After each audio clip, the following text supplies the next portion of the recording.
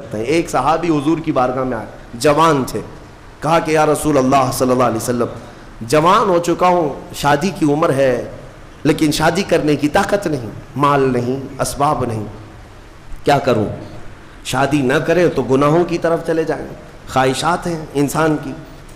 تو جانتے ہیں میرے آقا صلی اللہ تعالیٰ علیہ وسلم نے کیا فرمایا کہ اگر استطاعت ہے تو شادی کر لے, ورنہ روزہ رکھ لے. شادی کے بدل ڈائریکٹ کون سی چیز؟ روزہ. فرمایا اس لیے کہ روزہ تمہاری شہوت کو ختم کرتا ہے, تمہارے اندر صبر قائم کرتا ہے. عزیزان گرامی, حدیث پاک کا یہ مفہوم میں آپ کے سامنے رکھ رہا ہوں. تربیت میں میرے آقا نے ان نوجوانوں سے کہا جن کی شہوت غالب ہے, جو گناہوں کی طرف زیادہ جا سکتے ہیں, ان کے لیے فرمایا کہ وہ روزہ رکھیں, کنٹرول میں رہیں گے. صرف رمضان کا ہی نہیں, سال میں اور بھی دنوں میں روزہ رکھو تاکہ تمہارا نفس قابو میں رہے, کنٹرول میں رہے. میں چند مہینے پہلے کچھ نوجوانوں کی کثرت کو دیکھ رہا تھا جو اپنے جسم کو شیڈول بنانے کے لیے, مینٹین کرنے کے لیے ڈائٹ پلان تیار کر رہے تھے. تو اس میں ایک بہت ہی بڑے ڈاکٹر ہیں جنہوں نے ڈائٹ پلان دیا, تو اس میں انہوں نے مینشن کیا کہ ہفتے میں ایک دن بھوکا رہنا چاہیے, صبح سے شام تک. وہ نان مسلم ہے.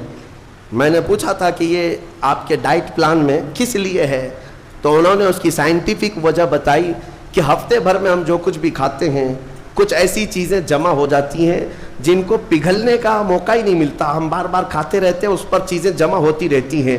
ایک دن ہفتے میں اگر اپنے پیٹ کو خالی چھوڑ دیا جائے تو فاسد مادے گل کر کے باہر نکل جائیں گے اور صحت ہمیشہ صحیح رہے گی. یہ دنیا کہہ رہی ہے. میرا مولا بغیر حکمت کے کوئی چیز تم پر فرض نہیں فرماتا. جس نے ہمارے جسموں کو بنایا, جس نے ہماری روح کو بنایا, وہی زیادہ بہتر جانتا ہے کہ ہمارے حق میں کیا چیز اچھی ہے. اس لیے اے میرے عزیزوں, اب ان نفس کے خلاف جو باتیں میں نے عرض کی ہیں, نوجوانوں, آج تمہارے لیے نہیں پوری زندگی کا سب سے بڑا چیلنج ہے, سب سے بڑا چیلنج. جو اپنے نفس امارہ سے بچ گیا وہ صحیح سلامت دنیا سے چلا گیا, ورنہ موت کے وقت بستر پر روح نکلنے سے پہلے بھی نفس امارہ بہکاتا ہے. یہ شیطان کا قریبی دوست ہے. یہ دونوں کی سانٹھ گانٹھ ہے. نفس کی اور شیطان کی دوستی بہت گہری ہے, بہت گہری ہے. اسی لیے تو شیطان جاتا ہے تو نفس اس کا کام کرتا رہتا ہے. دونوں مل کر کے انسان کو تباہ و برباد کرتے ہیں. لیکن اس کے باوجود اگر آپ بچے ہیں تو یہ اللہ کا فضل ہے تم پر, اللہ کا فضل ہے. میں بنی اسرائیل کے ایک شخص کے متعلق پڑھا تھا, بڑا عبادت گزار شخص تھا. وہ اپنے سوما کہتے ہیں جس میں عبادت کرتے ہیں, بنی اسرائیل کا وہ عبادت گزار شخص قریب 80 سال تک عبادت کیا اور باہر نہیں نکلا. شہر میں سب سے زیادہ مقبول, ہر ایک اس کے پاس دعائیں کرانے کے لیے آتے تھے. اتفاق سے اس گاؤں میں ایک گھر کے 4 بھائی تھے, وہ تجارت پر جا رہے تھے. ان کی تنہا بہن تھی گھر پر. چاروں نے سوچا ہم تجارت پر جا رہے ہیں, اپنی بہن کہاں چھوڑیں. تو چاروں نے کئی لوگوں سے مشورہ کیا اور بزرگوں سے بات چیت ہوئی, تو کہا کہ وہ عابد جو شب زندہ دار ہیں, رات بھر عبادت کرتے ہیں, ان کی نگرانی میں چھوڑ کر, ان کی کفالت میں چھوڑ کر چلے جاتے. وہ چاروں آئے اور اپنی تجارت کا سفر بتایا اور کہا کہ ہماری بہن گھر پہ رہے گی, بس آپ دیکھ بھال کریں. اور وہ تجارت پر چلے گئے. یہ بہت ہی عبادت گزار شخص ہے بنی اسرائیل کا, بہت عبادت گزار. چند دن گزرے تھے کہ نفس نے یہ باتیں باہر لانی شروع کی کہ پتہ نہیں وہ خاتون اندر اکیلی کیا کرتی ہوگی, بھائی بھی نہیں, ماں باپ بھی نہیں. پھر شیطان آیا, کہا ارے کچھ تو خیال کرو, تمہارے پاس امانت دے کر گئے ہیں اس کے بھائی, تم اس سے خیریت بھی نہیں پوچھتے. آپ نہ جانا اس کے پاس, محض آپ اپنی چوکھٹ سے تو اسے آواز دے کر کے پوچھ لیں کیا چل رہا ہے اس کے گھر میں. تو اس عابد نے اپنے سوما کی چوکھٹ پر آ کر اس خاتون کو آواز دی. وہ خاتون اپنے گھر کے باہر آئی, چوکھٹ پر وہ کھڑی رہی. پوچھا کیسی چل رہی ہے, خیریت ہے, طبیعت اچھی ہے. بات چیت ہوئی, اس کے بعد چلے گئے. یہ پہلی بات چیت تھی جس کے بعد اس عابد کے دل میں بات کرنے کا جذبہ اور بڑھ گیا, خواہش اور بڑھ گئی.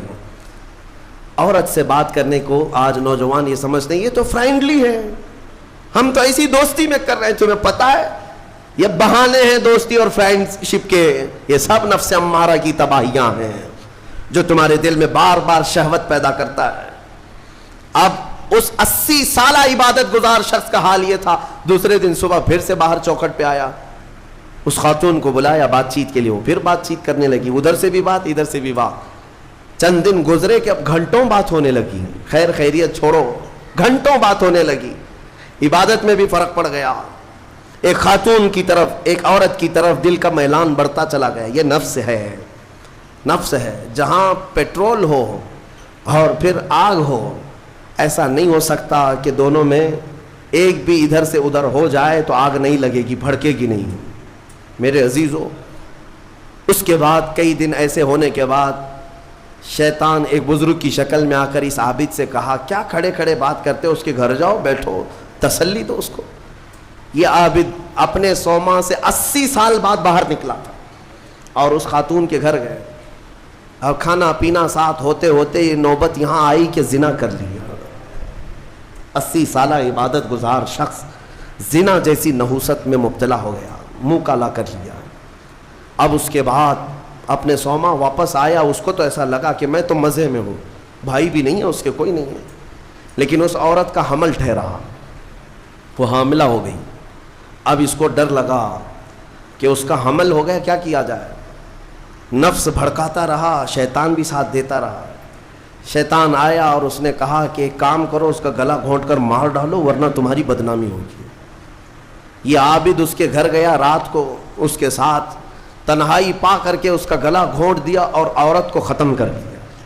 قتل دوسرا گناہ، اور اس کے بعد اسی گھر میں گڑھا کھود کر کے دفن کیا۔ چوری کو چھپانا پھر سے گناہ، زمین کو صاف کر دیا۔ واپس اپنی عبادت گاہ میں آیا، جب وہ بھائی اس کی تجارت سے واپس آئے، پوچھا ہماری بہن کہاں ہے؟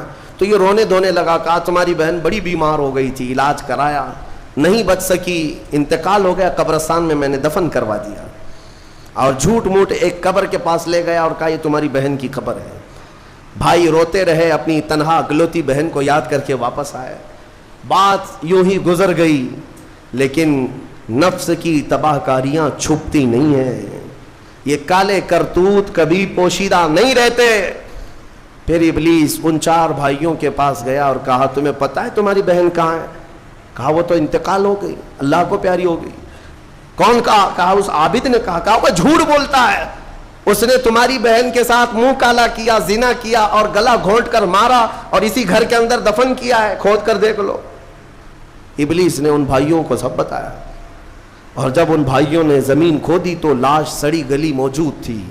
اللہ اکبر! اب زمین کے پیروں کے نیچے زمین کھسک گئی۔ کیا اللہ والا ایسا بھی کر سکتا ہے؟ اتنا عبادت گزار۔